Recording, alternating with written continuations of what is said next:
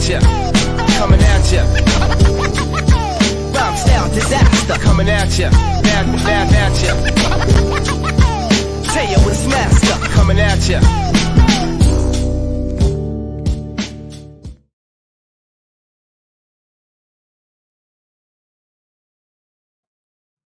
That's my song. We're coming at you. Yes.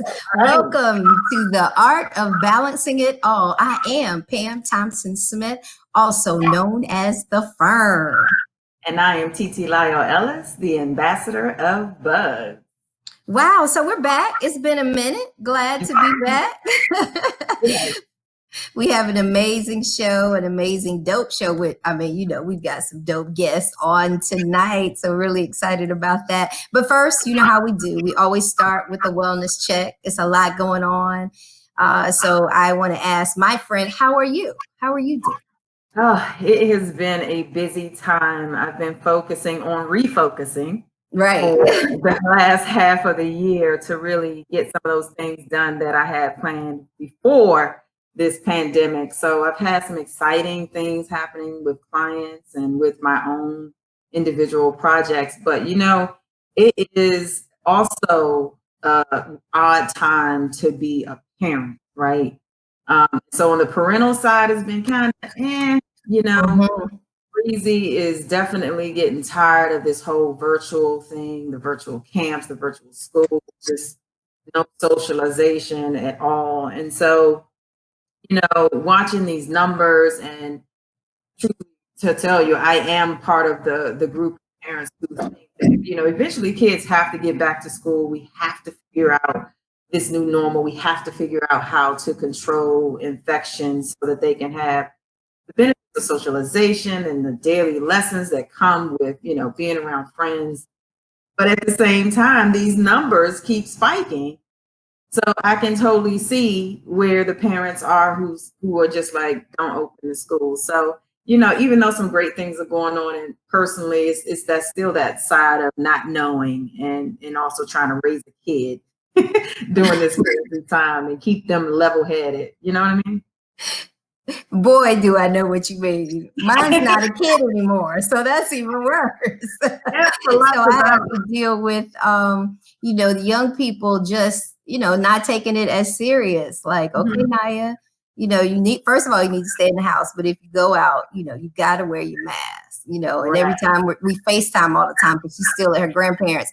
And it's like the mask is not on. So I definitely feel you with the concern there. And, she's about to, she's going to college. She's in college, but she's transferring.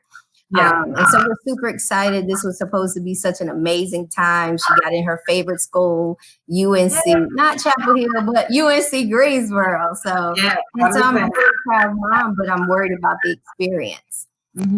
So we did SOAR virtually, so just really worried. She moves in and, a few weeks they're doing it staggered. So she'll move in, but not stay. There. And so a lot of, anxiety. A lot. Yeah, it's a lot. So we shall see. We just stay prayed up. That's what we do here. We stay prayed up. So, and me, I'm doing a million things as always, which is good because it keeps me focused from really having to worry about that. So this last half of the year is really, really big for me. I am one of my biggest projects, and one of probably the most important one, is the area director for the North Carolina League of Conservation Voters Foundation. So I'm tasked with having about 10 people that go out and help people make sure they're registered to vote. Usually we have to do that in the field. Now we're having to switch gears. We had to make a complete shift and do it virtually.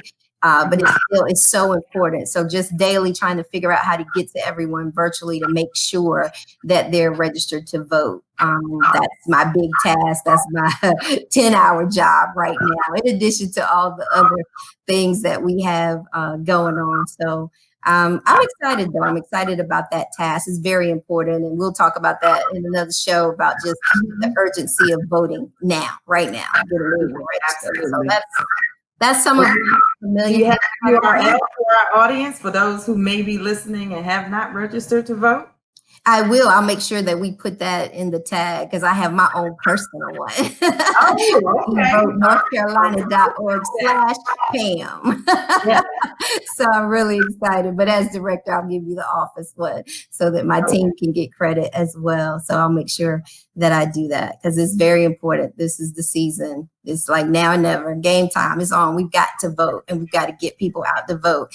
And the one thing that I do want to say, and I'll do more lives about that, our team will, is that we're in a period where there's been purging and a lot of people don't know about that. And over 500,000 voters in North Carolina have been purged. So like when we make the call, are you registered? And people are like, yeah, I'm registered. I just voted in March. We're finding more and more people that once we give them the link to just check, they're not registered. And it happens like every 10 years, you know, that happens. Strategically that is happening now, but it has happened. And so we really have to educate people to just check. It takes all of a minute, you know, to go to this link and check and see if you're registered to vote. Because what we don't want is people to get to the polls. You've been voting forever. You go to the polls, think you're set, and you're not registered. So more to come on that. Very, very, very important. But we have a great show in store for you today. Over the past few months, as we said, we've been living within two pandemics. You know, we've got COVID-19 and we've got a racism pandemic. COVID-19 and the random acts of violence and racism met by people of color has seemingly turned our world over the last few months upside down. There's so much, we've just talked about it. There's fear, you know, there's pain. For a lot of people, we've seen it. There's anger, there's frustration and grief that so many people are feeling at this moment. So today we want to take the time to expand the narrative. We want to discuss, okay, we know what we're feeling, we know what happened, but what do we do now?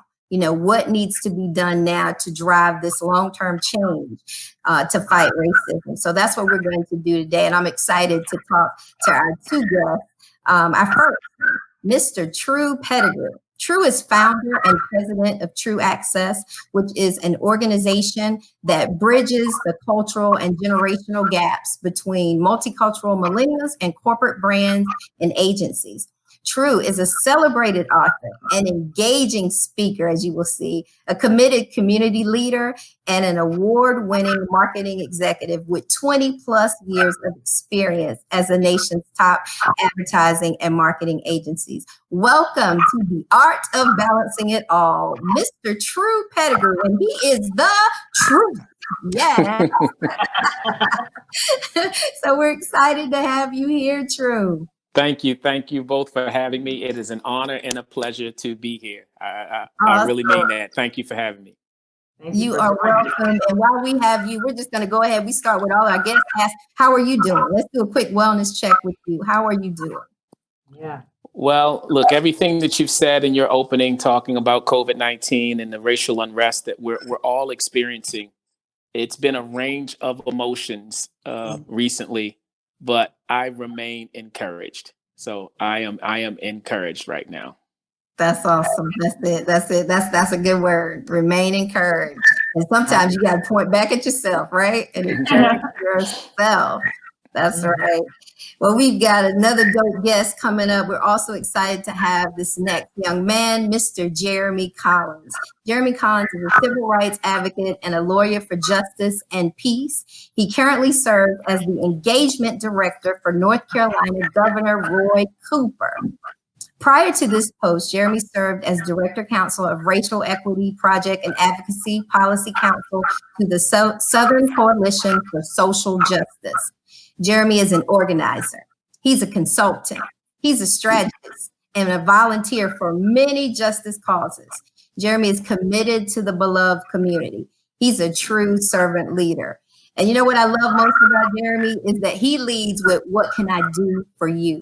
That's the spirit that he carries. So let's welcome to the art of balancing all, my dear, dear friend, Mr. Jeremy Collins. Hey, thank you for having me. Thank you for having me. Awesome. Well, we want to do a wellness check with you as well, Jeremy, before we start. How are you doing? You've been running everywhere. How are you standing right now? How are you balancing? Well, I'm blessed to be sitting right now. But it has been that, this is you know our freedom fighters sing a song called Ella Song. We who believe in freedom cannot rest, and I feel that way. I can hear my brother saying that he's encouraged. I'm compelled. I'm really compelled to keep working and to keep moving. This is we have to make sure that, as some of our elders say, some of our leaders, particularly Reverend Dr. William Barber, that this not be a moment but a movement, and we got to keep pushing ourselves and keep pushing our white allies and keep pushing all of our collective efforts in toward justice and peace. And that's why we wanted you guys to come on, because we wanted to talk about, well, what's next and what is going to cause a sustainable change and really dismantle systemic racism. I think I like that what you said, because this is going to be a long fight. It's going to be continuous.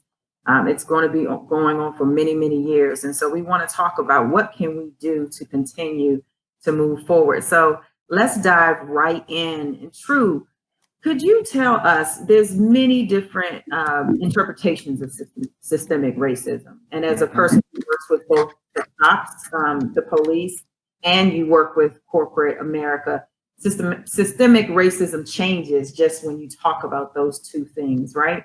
So give us how you describe systemic racism, and then could bring our audience up to date on what you have done and continue to do to help the relationships between the community and police to help dismantle that systemic racism. No, thank you for that question. And it's a good question, because I don't know that everyone really views it the same way. And there are some people who don't believe it's real, that it exists. And I'll start by saying it is a real thing. It does exist.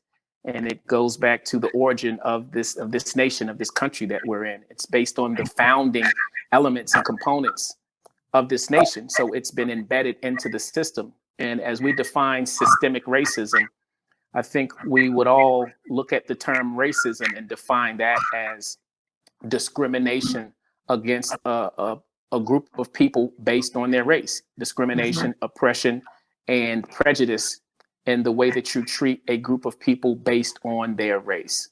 And so systemic racism means that behavior is embedded into the system of our society in every dimension, in every manner, in every institution.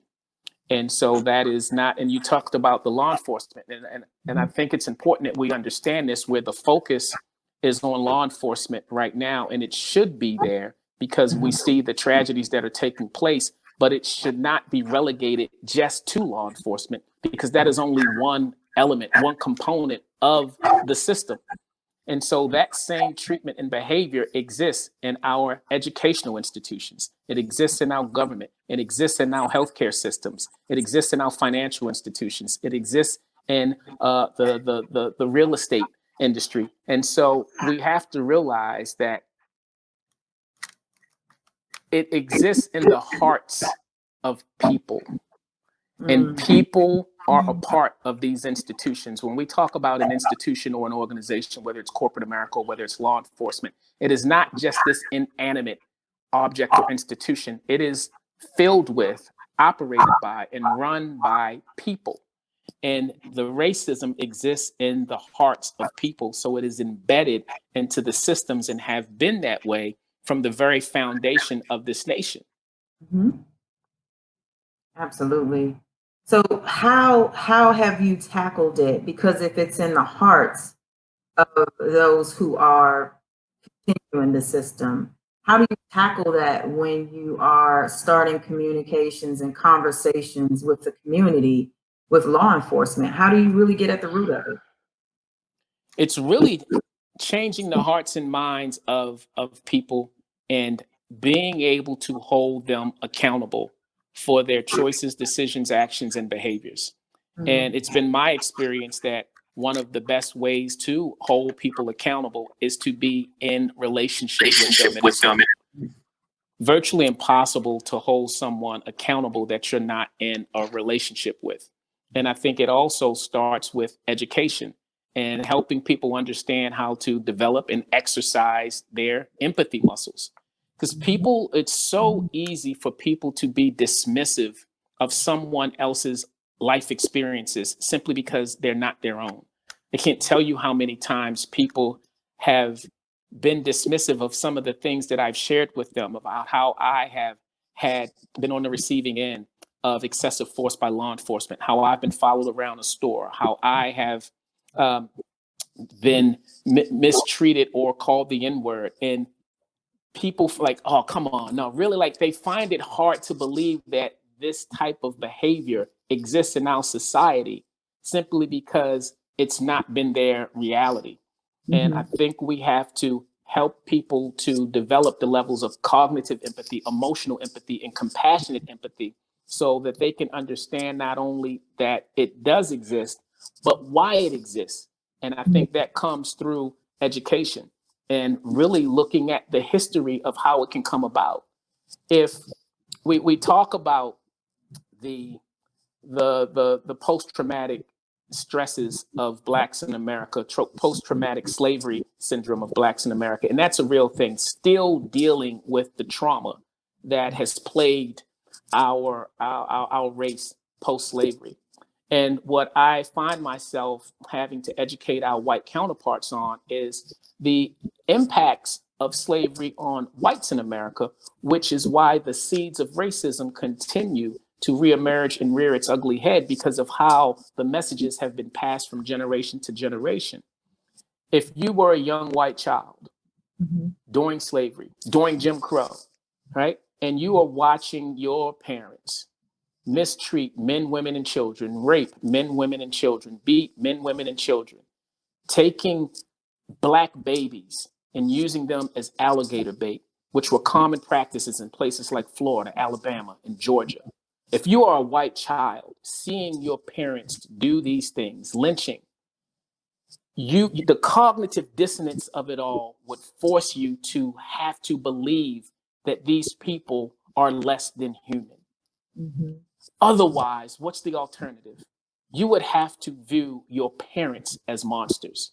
So that seed has been planted into generations of people for the sake of maintaining their own mental and emotional sanity.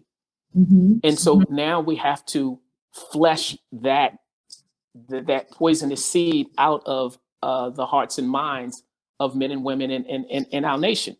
And it doesn't suggest that everyone that is white is racist. It does not suggest that at all. But it does contribute to the unconscious biases that exist in people because of how we've been conditioned to view a certain people group based on our life experiences, the way we've been raised and how we've been conditioned from generation to generation. Wow. That puts a lot of things into perspective and I think that's one of the things that we have to do. We have to look at each other's histories and past and understand how we got here. And oftentimes we know how we got here. We know what our struggles have been, but just understanding how someone can get to the point where they see a person as not human or less than is a great thing to talk about. So shifting to corporate America and thinking about those who have been raised that way and now they're looking at themselves and saying we have to make a change, whether it's for public relations. Both of us are marketers, we understand that. Whether it's for public relations or whether it's because it's part of the company's mission. But I think companies are being put to task that they really do have to show that they're in this, that they're willing to make some long-term changes.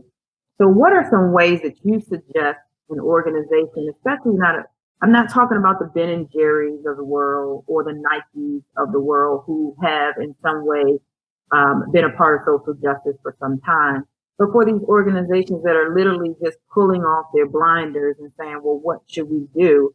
How can they truly help uproot racism and discrimination in their workplace? Well, I think it starts with not just jumping straight to an action and thinking that you have the answers. I believe it, and I'll go back to it being a heart condition. I think it starts with the heart and really taking the time to allow the people that have been experiencing this oppression and this mistreatment to hear them share their stories, really allowing yourself to hear the pain and the hurt and the suffering of your Black employees, and then to share with them how this dynamic is making you feel, right? So allow those across racial lines to truly share and bare their hearts with one another and have a moment and an opportunity where everyone can be truly transparent and vulnerable so that we can understand how each other feels. Because until we can get to the point where we truly understand how each other feels, and not just how we feel, but why we feel the way that we feel, I don't know that we'll be able to trust the organizations, and the people within the organizations are going to be able to have that level of trust and connectivity and feelings of legitimacy where they can truly believe that all stakeholders and parties involved will be willing to contribute thoughts, ideas, and solutions that contribute to the greater good of all. I think we have to get to the point where we all have that level of emotional connectivity where we can say, oh, wow, okay, so you really do care. Because what's happening is we're not talking about it. I think the reason that we're at the point that we are in our society right now with the racial animus and discord is because we have never had an honest and open conversation about race in America. And so I show up at work, you show up at work. If you show up at work and a Philando Castile, an Ahmaud Arbery, a George Floyd just happened, we're all hurting. We are not okay. We are suffering. And we pretend we have to show up now. We're not our authentic selves, and we're pretending that we're okay, trying to normalize and make sense of this and show up to still deliver because we want to make sure that we're not being viewed a certain way. And then we show up and see our white counterparts, and they seem fine, business as usual. That affects you in a certain way. Now you're starting to look at them with a little bit of a side eye. You're not saying anything because we've determined in our minds that they don't care. Now, we've crafted our own narrative, but the reality is we don't know for sure that's the case. Why? Because we don't talk about it. And our white counterparts are not showing up as their authentic selves because they're uncomfortable. They don't know, do I say something? Should I say something? And if I do, what if I say the wrong thing? So now everybody's an imposter. Everybody's inauthentic. And we're not having the conversation, and we're crafting our own narratives, and we're trying to pretend that everything is okay. It's like if you're married, you have that spouse and y'all know y'all beefing, but ain't nobody talking about it, right? Y'all just going to bed back to back. And so we have to talk about it. And that's what having the difficult and uncomfortable conversation allows us to do, is to really get an understanding that, oh, wow, my white counterparts really do care. And now by sharing my heart with them, I can equip them with the insight, the information, the knowledge and perspective and the tools to help them to become better allies, to leverage their position, to leverage their platform, to leverage their privilege, to be the best allies that they can be, to use their voice in circles and rooms and arenas where my voice will not be heard in the same way as theirs. And then we can go from the heart to the head and develop thoughts and ideas and solutions and co-create those solutions that create the most inclusive environments for all. And then we can do the work. So it goes from the heart to the head, and then we can put our hands to the plow. But I think for companies that's jumping out the window and trying to say, this is what we're going to do, and you haven't even talked to the people to understand what the real needs, attitudes, and pains are to really do what's going to benefit them best. That's good. That's very powerful and true. So we're going to switch gears just a little bit and talk to you, Jeremy, talking about, as Tru was saying, showing up. Boy, do you have to show up every day. I mean, you've got a lot. You're right there on the front line, dealing with the administration of our state, dealing with, consulting and making, tough decisions. And being able to, your job is to communicate that out. So what I want to talk to you about is, what have you found with COVID-19, with racism? Have you found that one has aggravated the other? and how as you move around the state, what, and then to address accountability, how do we take accountability with these things that we're talking about, with racism, pay, health, democracy, and not doing what we're supposed to do with our masks. Tell us about that. Okay, well, thanks for the question, and I think this is a really important conversation. I appreciate everything that's been said to this point. I'll try to be as concise and direct as possible. One, since late February, early March, we have been all, as Dr. King would say, either directly or indirectly affected by this COVID-19 pandemic. And what I have found is that the COVID thing, so the race thing exacerbates the COVID thing. And what we find in health and employment, accessibility of stimulus and resource is that Black and brown communities are experiencing COVID at a disproportionate rate because we already have greater underlying health conditions. And it's not just because our skin or our hue is darker, it's because we have been systematically held out of health care and employment and housing opportunities where our white counterparts, as a cluster, as a group, have not in the same way. And so we see race exacerbating the COVID thing, but then COVID has highlighted this racial issue. And so COVID has allowed us, I'll say many of us who may not have been thinking or seeing race in a particular way, to say, well, why is it that Black and brown people are experiencing COVID differently? And why is it that small Black businesses are not getting PPP loan, SBA loans? Or why is it that that when we talk about kids going back to school, there's an equity issue as to, like who has Wi-Fi? And why is it that the rural communities are disconnected from the urban spaces? Why is there this broadband digital divide? It's highlighted all these other questions. But what I think that it's put at our feet is the necessity of being anti-racist. And so you talk about being on the front lines. One of the things that the governor did a month or two ago was to enact 2 executive orders. Executive Order 143, which established the Andre Harris Task Force for economic, environmental, health, and social equity, to get at some of these things that we're talking about. The second one was this Criminal Justice Racial Equity Task Force. We just announced the membership of that one today, and I want to get to that one second. I agree with, I'm really blessed. I didn't know until today that Tru and I were going to be in this conversation together. He can talk more about it another time, but we've actually connected before on this conversation, just out, we had a mutual friend and we met up. I want to say at the Marriott downtown Raleigh, and we talked about law enforcement and race. And so, we have a story, a conversation in that space. So I'm really honored and blessed to be a part of this conversation. I agree with much of what he's saying. I think there's several narratives that are happening right now, and I think that he highlights one that's really important, and that is we're not talking about this enough.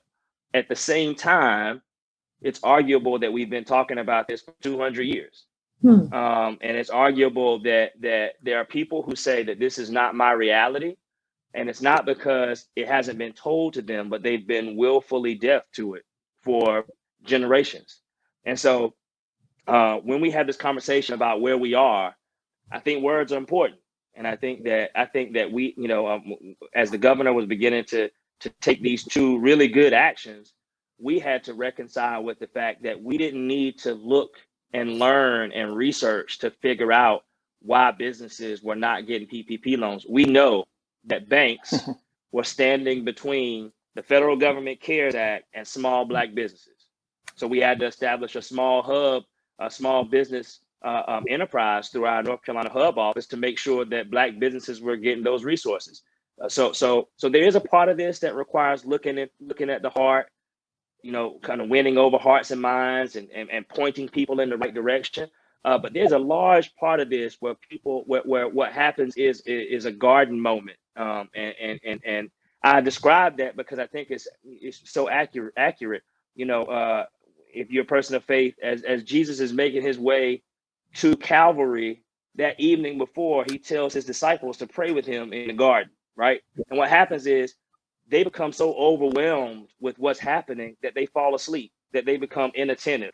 And what we have in this moment is when I talk to my counterparts, they say, man, there's so much happening right now. I don't even know where to begin. I don't like if I deal with this police brutality thing, there is the education piece. And if I turn to the education piece, there's the health piece, and then there's the economic piece. And it would almost lull you into a sleep.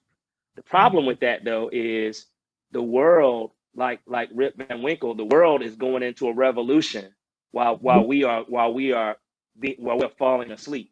And so I think that, you know, what Brother Tru is saying is right to some degree. But I think that and I wanted to save this police narrative to the end because I think it's critical. When we talk about racism and it being the underpinning of American society, if racism is, you know, apple pie in America, law enforcement is the crust, and law enforcement is the part that keeps it all together, right? Law enforcement literally in America literally comes historically from a place where white men were deputized to protect property from Blacks and Native Americans, and we've never moved away from that culture.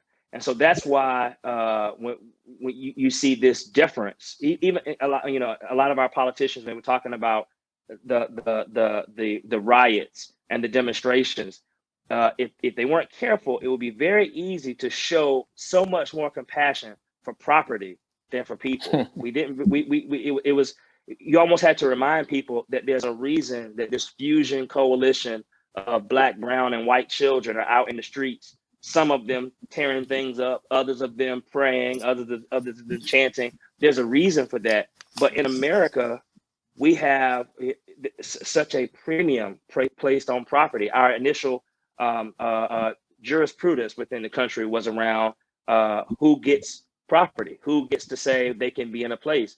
Did the Native Americans have clear title to land, or did the Europeans who came across the water get to label them as squatters? And so the law enforcement piece is really critical because they maintain the system that keeps America moving. And so being an anti-racist, and so I know we talked about racism, but anti-racist just, it means supporting or advocating any policy or program that ends racism, that brings about equity. And so I have a good friend, a white brother, call his name Clay Turner, and he and I went to law school together, and we would always have these conversations about, is this person a racist or is that person a racist?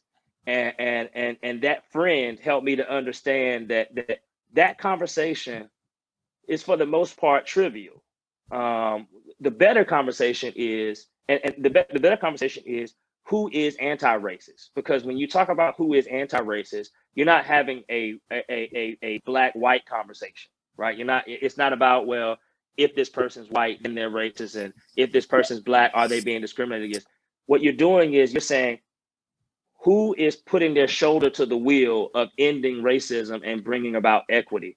And that is a better indicator of, when you talk about what businesses are doing, what individuals are doing.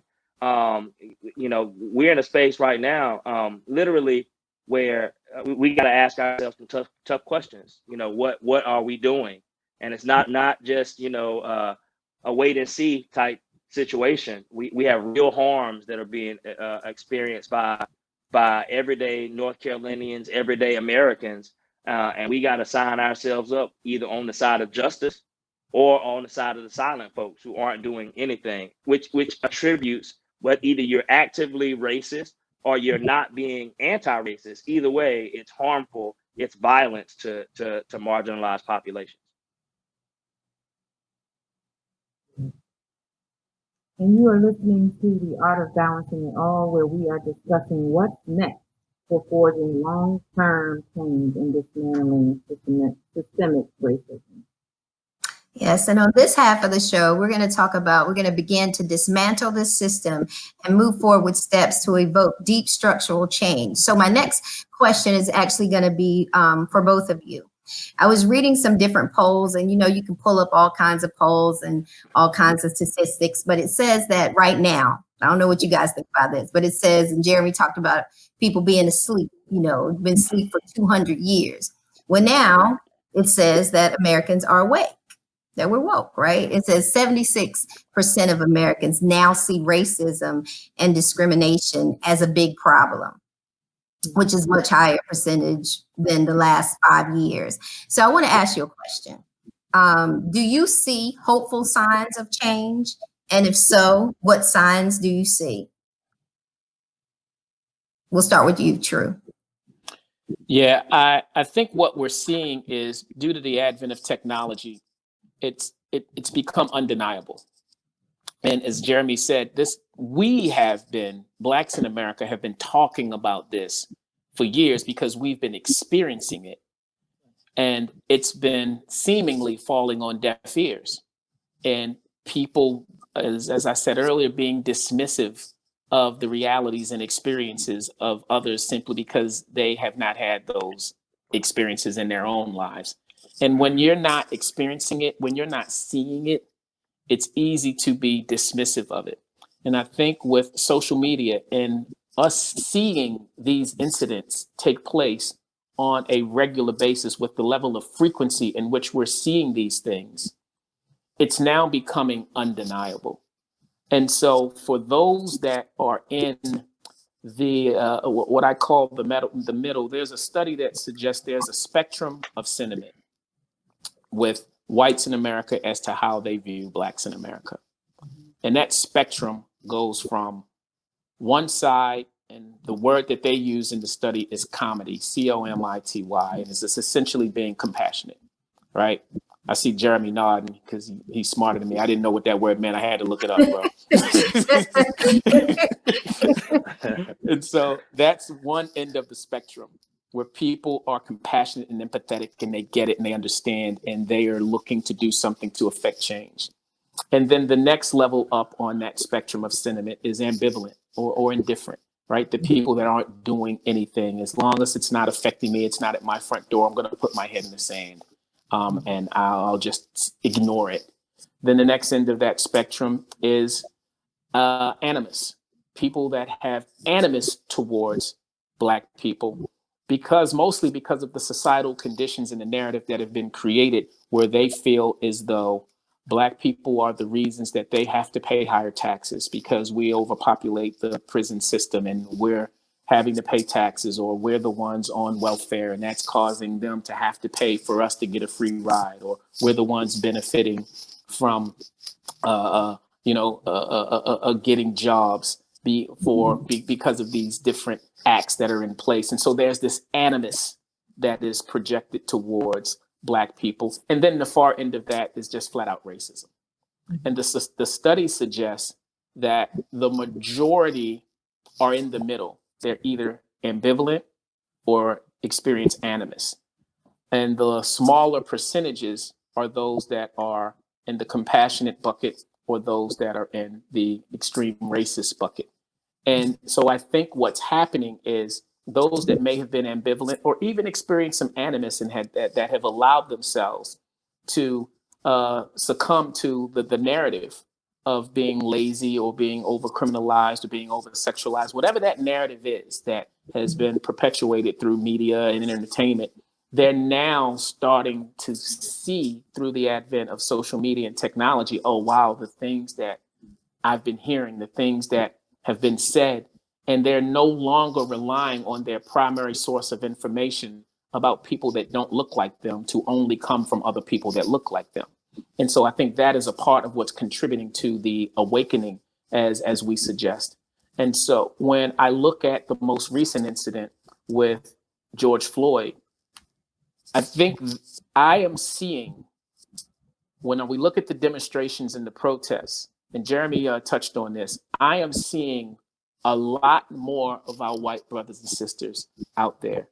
I have seen on social media a lot more members of law enforcement outwardly condemn the actions of the officer in Minneapolis and other actions. So I am seeing a lot more of our white colleagues and counterparts and members of law enforcement be vocal about the injustices that they see than I have before in my years of experience in doing this work.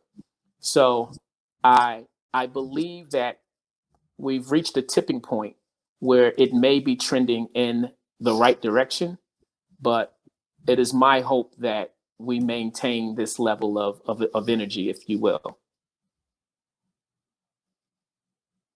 Yeah, I would echo that. I mean, again, just wanting to be a good steward of time. I agree that there's a different feel to this. I do think with the advent of social media and mobile phones that can record and the ability to preserve a record. Also, the one thing I didn't mention earlier was that COVID brought us all to our knees in a way that we were able to focus on a thing that happened. I will submit to you that there were thousands of George Floyds before, and there have been dozens, a dozen or so since him.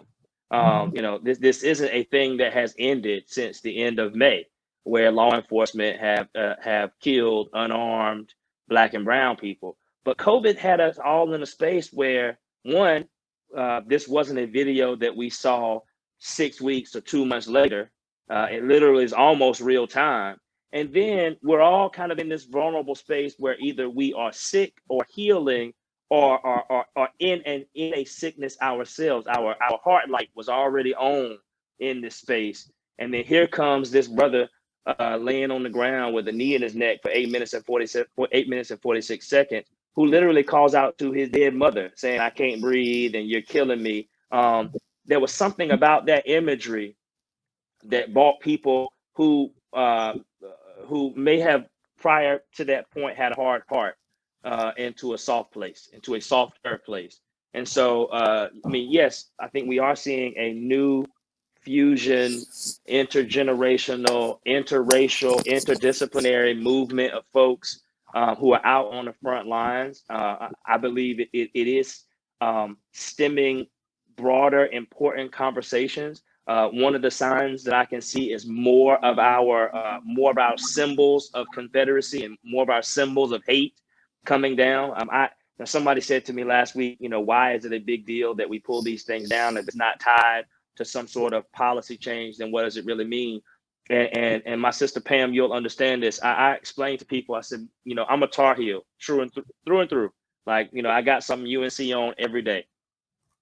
When I go to Chapel Hill, when I turn off of Highway 54, I begin to feel something a little deeper when I get onto South Road, because the signs turn blue. The signs turn blue, and when I see the interlocking blue and white NC, I know that I'm in my land. I'm in the university of the people. I come into Chapel Hill and I'm in my comfortable space. Well, that's what those Confederate monuments are. They are flags, they're symbols. And so I tell people like this: they're not the highway, but they're the road signs. And so when we pull those down, we are signaling something directional, that we're going in a different direction. And that's not the end of the fight, but it's a sign that we're moving in a different direction. I think that's really important. The other thing is, Tru mentioned earlier about winning over folks' hearts and minds. When this nation was founded and we dumped all that tea in the water, we didn't spend a whole lot of time trying to win people's hearts and minds over. What we did was we created a nation on what we believed to be the founding principles of our country. Now, I know that there was a founding dream versus a founding reality. We were saying that all men are created equal. At the same time, some people are 3/5. But whatever it is that we believed in, we codified that in law. And we understood that, like, we had to bring people along to that place. And so a part of this is going to be changing people's hearts and minds, those folks in the middle, as we talked about, the movable middle that we always discuss. But a part of it, and this is a lot of the conversation I have with the governor and a lot of conversation we have with our lawmakers, we have to write the vision of what we want our nation to be, and then we have to bring folks along to that. There will be organizers, there will be opportunities to educate folks, and at the same time, like as leaders, as both lay leaders and governmental leaders and community leaders, like we have to say what our community values are, and we have to model those, and then we have to bring people along in that space. And what I see happening right now in waves great and small is folks saying, you know what, we're not going to, this is not who we are. We're not going to be about this anymore. We're willing to build new relationships. And some of it is, some of it is a little sticky. Some of it is messy, as the young folks say. Some of it's not quite all together pulled, tightly pulled together. But what we see is investments in anti-racism. And so for me, it's about being honest about that, and making sure those are as transformative as possible and not just transactional.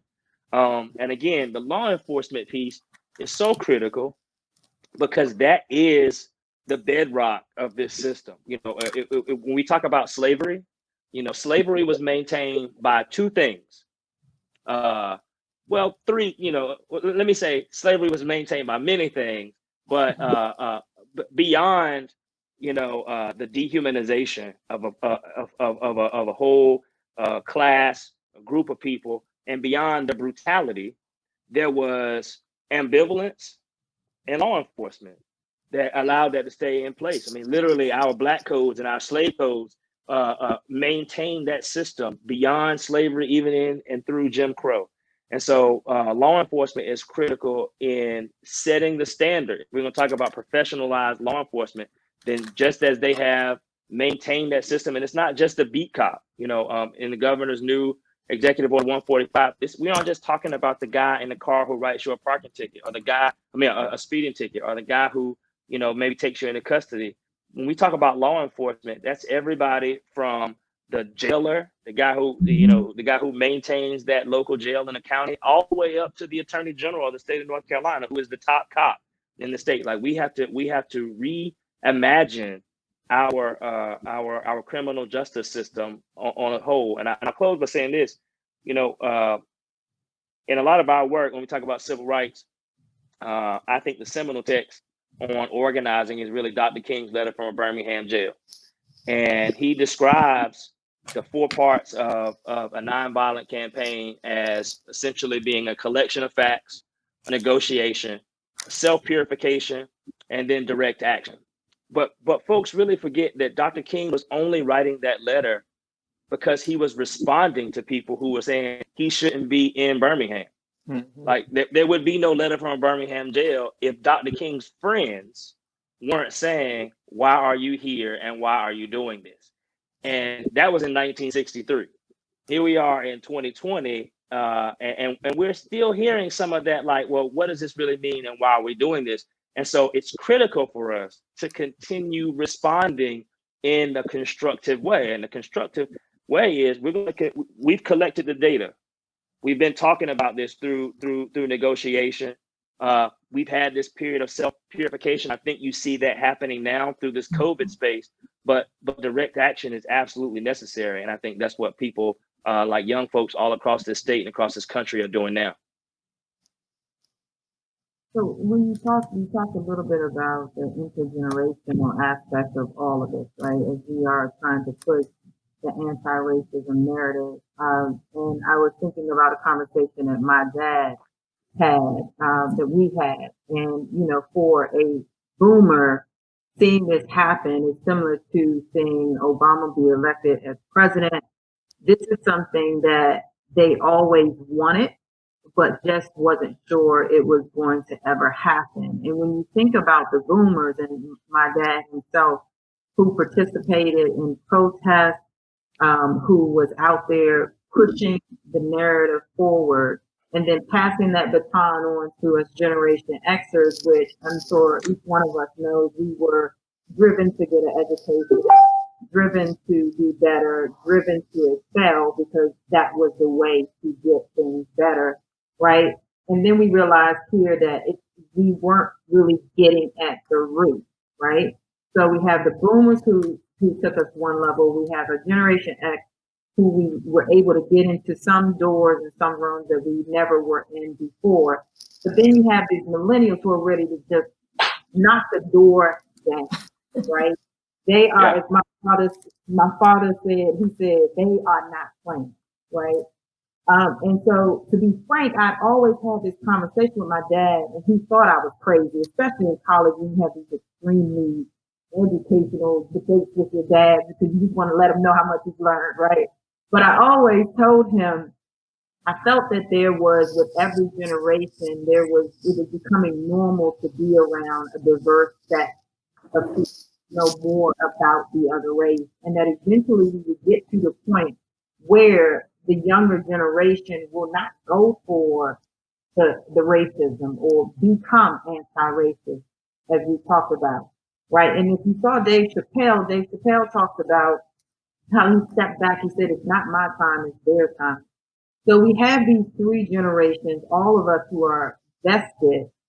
How do we work together and bring the various powers that we have, Generation X being more in the door, baby boomers having wisdom of their stories, and then the millennials who just are not taking no? How do you see these three generations really working together to continue to push this narrative? You want me to go? Tru? I'll yield to you. True, yeah. Okay. So that's an interesting dynamic that I think a lot of organizations and institutions struggle with is how to seamlessly integrate the different generations together and how to allow them to coexist. Yeah. And what I think one of the things that's important to understand about the different generations is there are generational personalities and archetypes that exist. And I love the way that you positioned it is how do we get these generations to coexist and work together? And I think that needs to be the focus. And I think there has often been a lot of generational tension that exists primarily between the baby boomers and the millennials. And I'm gonna just shout out Generation X real quick. My generation, we cool, we don't want no problems, right? But it's that those Come on, baby Doc. boomers. Come on now. Get on in here, man. Come on. The baby. I got a sign over here, bro. Come on, man. I got something for you. Come on. There's been some contention largely between the baby boomers and the millennials, but I think it's because we have to understand that one of my favorite quotes is methods are many, principles are few. Methods always change, but principles never do. And so we want the same thing. The principles remain the same. The purpose of achieving and reaching equity and equality remains the same, but the way that we go about it is going to change. It needs to change. And I think when you look at a generation like the baby boomers who have achieved so much success, arguably one of the most successful generations to date based on achievements and accomplishments, there is a belief that that way of doing things is the way that it should be done. I think we often project our expectations onto others.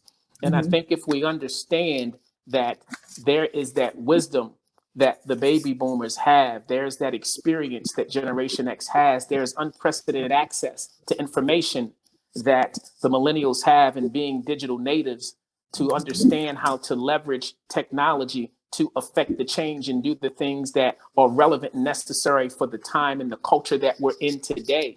If they can leverage the wisdom of the baby boomers and the experience and support of the Xers to help fuel the efforts of our millennials, those are the things that we need to be focusing on.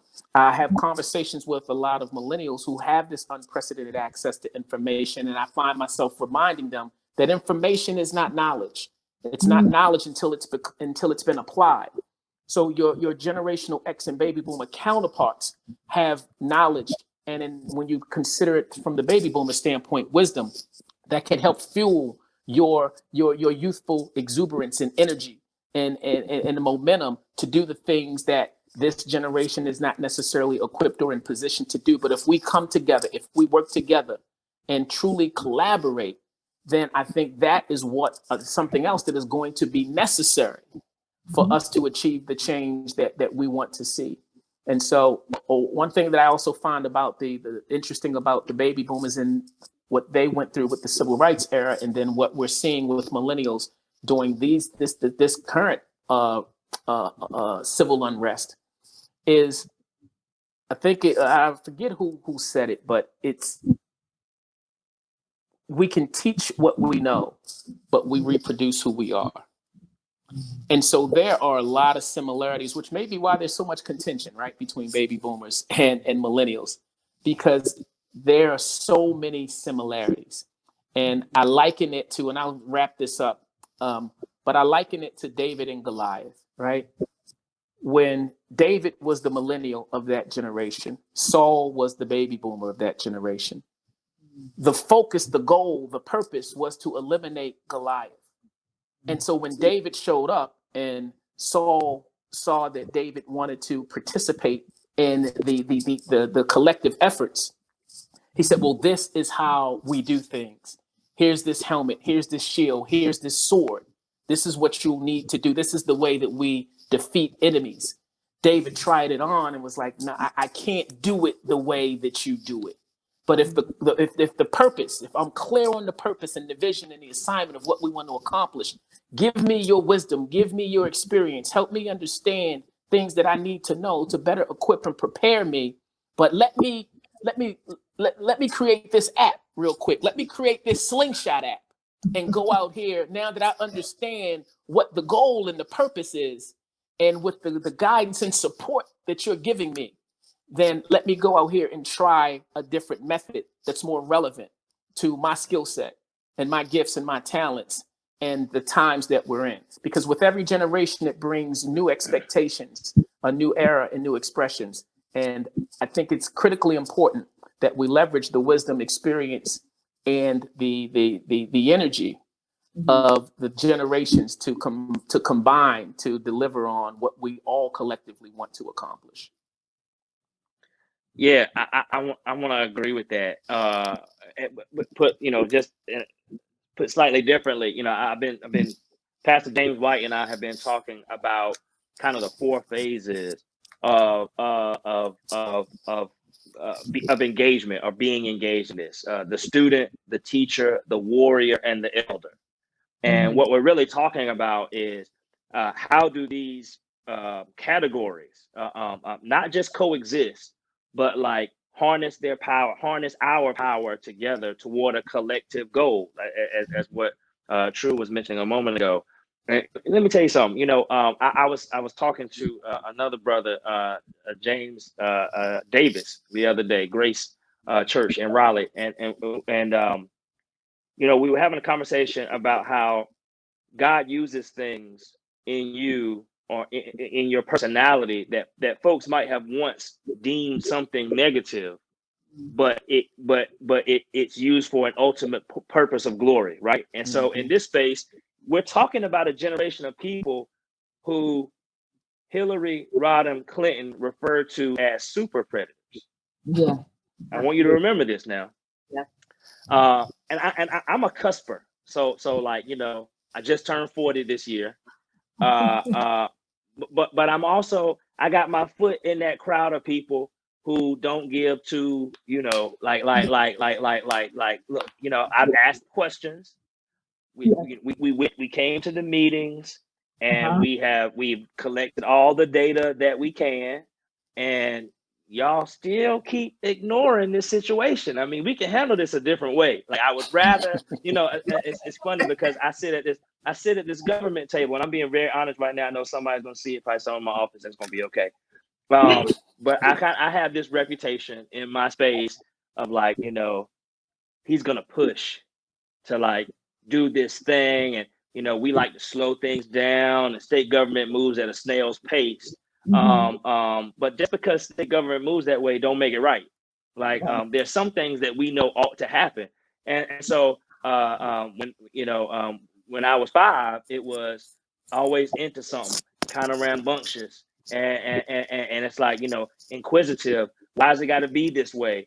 But at 35 and 40, it's like, well, we can dismantle this thing. Like, we ain't got to do this just because we've always been doing it. And since you act like you don't know how to do it, Let me show you how, right? And so we need all of that. We need the elder. The tools that Saul was trying to give to David were not wrong. They were just not what David needed, right? And so there was a certain level of regard, and I know that the relationship was deeper, right? Because there's also the friendship with Jonathan that was happening in that same space. But what I want to say is, or what I want to make sure we don't forget is that as I've said to my team, you got a day shift, we've been having HK on J, more on Monday protests where folks have been sitting crisscross applesauce in the floor and getting arrested, and I've been in the crowds where we have organized those. But as the young folks say, this thing hit different when they started pulling down these monuments. It hit a little bit different when they started breaking these windows, and I can't. I'm not a violent. I don't even want to call it. I'm not a destructive protester, but I refuse to be a person who demonizes another person for breaking a window.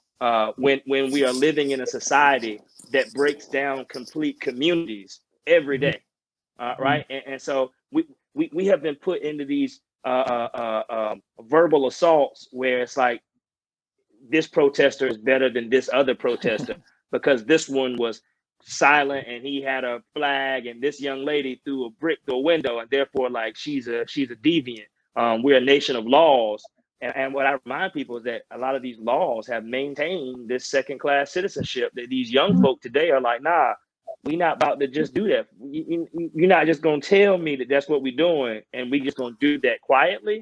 And I can't help but celebrate that. I mean, I want to be really fair. I'm not advocating for people to break things other than breaking down racism, white supremacy, and socio-economic oppression. We can break that down all day long. Wow, this is good. We can talk to y'all all day long. You guys are amazing. This is so powerful. But we have a couple questions left. One, what we want to leave our audience with is some action items that they can do to help move the Black Lives Matter movement forward. So what are like 2 to 3 things that you both believe that we can each do to contribute? Jeremy. Okay. One is, operate in your sphere of influence. One of the things I'm really proud about is next month I'm going to be participating in a Black Lives Matter rally in my hometown of Washington County, out in rural Eastern North Carolina. And so I want to shout out my cousin John Kira Lee, who organized this. And so, like, I don't care whether you're from Durham or from Dardens, where I'm from, you can organize a demonstration and let your voice be heard. Also, there are bail funds, as you might imagine, when these demonstrations and protests are happening. Some folks who are practicing civil disobedience, and they may be arrested and they may need to be bailed out. I'll remind you that, like, civil disobedience is objection to an unjust law. And so the bail fund is nothing new. Harry Belafonte was singing to raise money for the civil rights era back in the 50s and 60s, and we need that same type of energy right now. So make donations to bail funds and anti-racist organizations. Third thing you can do is, I've heard people say that everybody ain't got to march, that you might do something online or you might do this. And I get that. My friend Brian Stevenson says that equity requires proximity. And I believe that. And so we're not going to get to the promised land in solidarity and silence. So in whatever way that you can be proximate, whether it's holding a sign outside in your front yard or down on Main Street, making a donation, I'm asking you to put your body and put your voice on the line in the same way that these young people, what we see in our society is that the people who have the most to lose are also the folks who are also sacrificing the most. And the folks who have the most to give are sacrificing the least. And so I'm asking us to flip that narrative and to put ourselves out. If we believe in justice and peace, we ought to put ourselves out there in that way for that, because finally, it really ain't even about us. Like it's about our kids. It's Yeah. about our grandkids. And they're going to ask us. My daughter Carlin asked me the other day. She participated in a march out in Bride Creek, 6 years old, and she wanted to be out and say her piece and do her part. But she wanted to know, like, what could she do and how could she be a part of it? And she felt like, this is something that she could do, and that's really important. And if she's willing to go out and hold a sign and walk down the street, then we can do that too. And so I'm asking us to do that. Awesome. True. Yeah, very similar to what Jeremy said. And when people ask me that question, I share with them, and this is coming from my belief system, my values, that's rooted in my faith. And I tell people to get in alignment with your assignment and be purpose driven and have clarity of purpose about what your gifts are, what passions have been placed in your heart, the desires of your heart, and how can you serve the greater good. And that is going to be different for each of us. I have been called to be a bridge builder. That's my calling. That's the purpose that God has fashioned and shaped me. And whatever pushback and resistance that comes from that, and there will be pushback and resistance for each of us as we walk in our calling and walk in our purpose, because it is going against things that people want to see accomplished, because it is pushing for change. It is seeking justice. And when you're looking to do something great and tap into the greatness that God has placed inside of you, that will automatically come with resistance and pushback. So that's where the sacrifice is required. And that's where you have to be willing to do the things that other people won't do. That's how our greatness is defined. Not because we have the ability to do things that other people can't do. It's your willingness to do the things that other people won't do. So get in alignment with your assignment and have clarity of purpose and know why you are doing what you are doing and what those desired outcomes are. So for me, it's delivering trainings, delivering workshops, whether it's with law enforcement, whether it's corporations, whether it's with colleges and universities, foundations and associations across the world. That is what I have been called to do, to educate people, right? So that is my assignment. That is my calling. And I would encourage everyone to use the gifts that they have been given to learn to do good, to seek justice, and to correct oppression, because we all share in that same responsibility. Leverage your gifts and your passions to do that in whatever fashion and form that it represents itself, that it shows up. But it's simply being obedient. And I don't want to oversimplify this, because we have all been placed here for a very specific purpose. And if we simply are obedient to the call that has been placed on our lives, we will all be doing the things that will point us in the right direction of correcting oppression. Wow. Powerful. Very, very powerful. Well, we're getting ready to close now, but both of you guys are walking in your calling and in your purpose.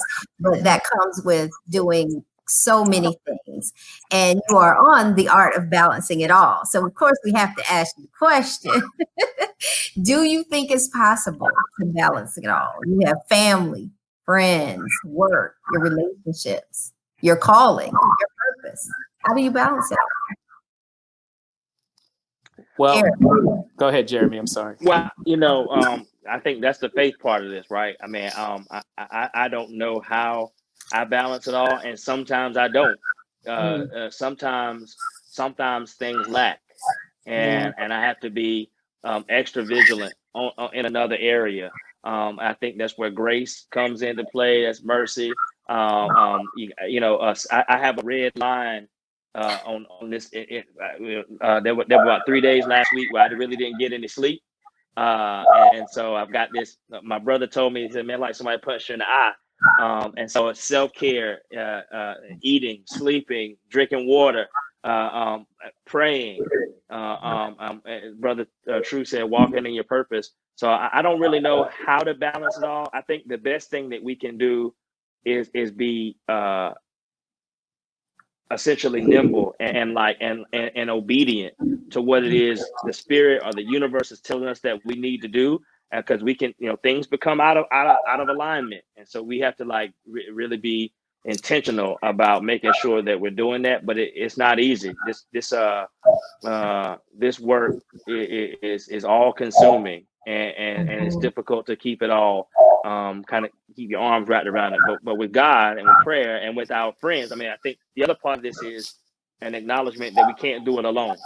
And so we have to be able to rely on each other. I mean, to go back to the David scenario, David couldn't have been David without Jonathan.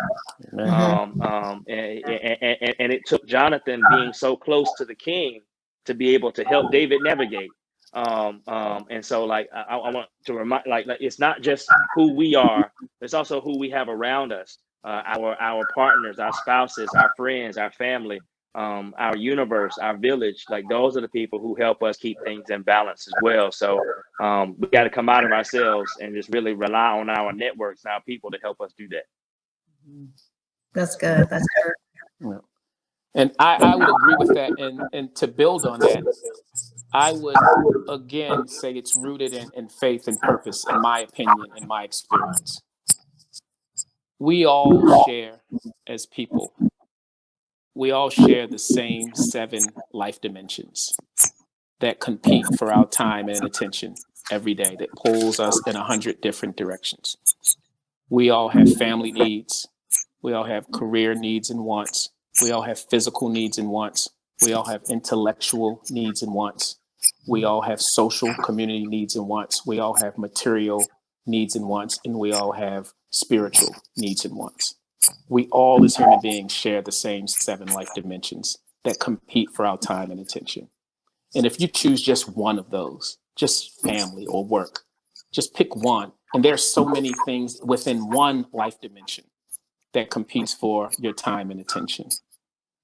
But what we need to understand is none of those life dimensions in and of themselves are our purpose. My purpose is not to be a husband, not to be a father, not to be a public speaker, not to be any of those one life dimensions, but they are all simply distribution channels through which our purpose is intended to be distributed for the benefit of others. So when I hear people talk about work-life balance, it's virtually impossible because you're balancing one life dimension, work, career, with all the other 6, and it's virtually impossible.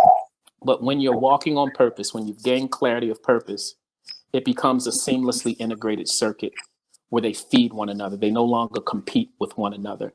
So when I work up in the morning, and the first thing I do is feed my spiritual life dimension, that makes me a better father. That makes me a better husband. That makes me a better speaker. That makes me a better community leader. That inspires me to stay healthy, to keep my temple. That inspires me to study and in all my get an understanding. So it's about leading with purpose in all that we do.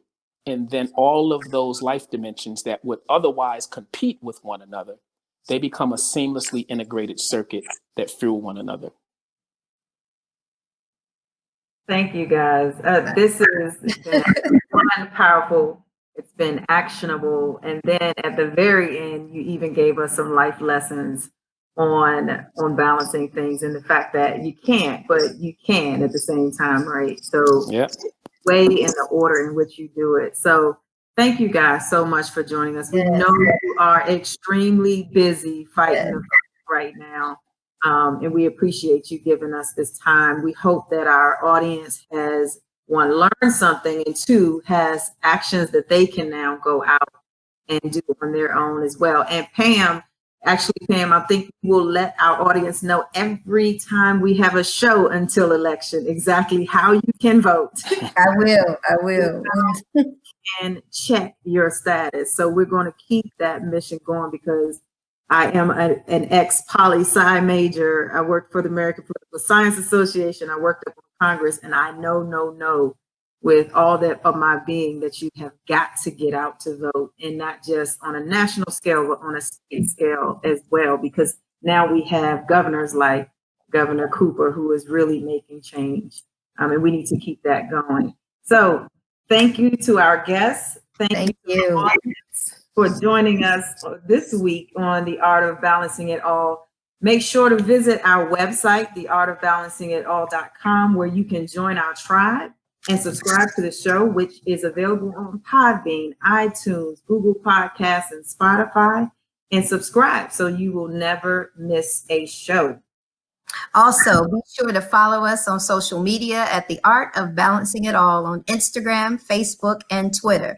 If you love the show, please let us know. Leave us a rating so we can continue to bring you amazing episodes. Thanks for listening, and we'll see you in 2 weeks.